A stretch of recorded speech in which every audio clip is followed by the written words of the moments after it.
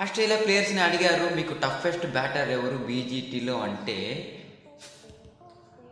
Nathan lion చెప్పడం జరిగింది విరాట్ కోహ్లీ అని. స్కాట్ బోలెట్ చెప్పాడు విరాట్ కోహ్లీ అని.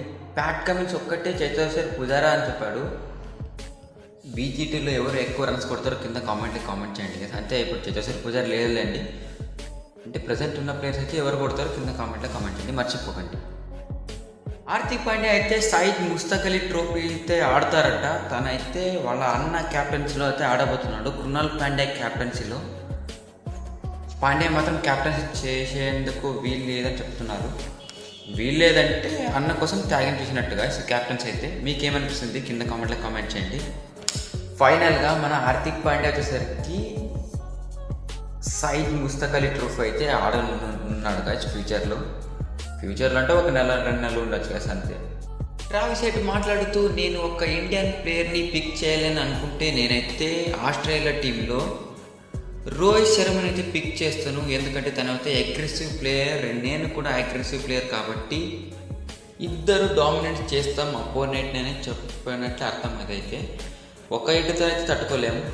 ఇంకా రోహిత్ శర్మ యాడైతే ఇంకా అపోనెంట్ బౌలర్స్ వచ్చేసరికి ఇంకా కష్టం, చాలా కష్టం బౌలింగ్ వేయడం. మీకేమనిపించింది? ఇదైతే ఐపీఎల్లో జరిగే అవకాశం అయితే ఉంది, కానీ ఫ్యూచర్లో జరిగే అవకాశం అయితే ఉంది. ఇప్పుడైతే కుదరదు.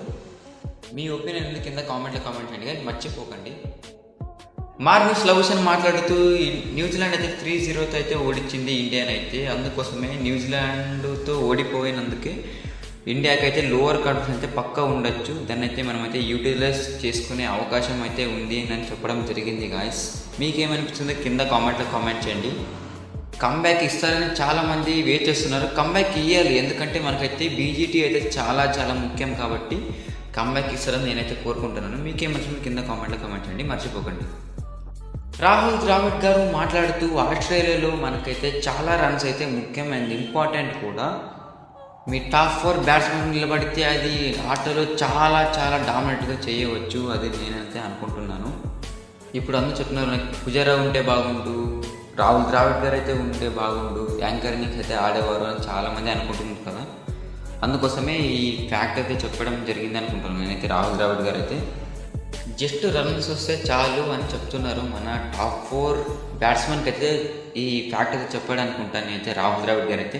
మీకేమనిపిస్తుంది కింద కామెంట్ చేయండి. ఎందుకంటే టాప్ 4 బ్యాట్స్మెన్స్ అయితే మనకైతే ఫామ్లో లేరు కాబట్టి కంబ్యాక్ అయితే ఇవ్వాలి.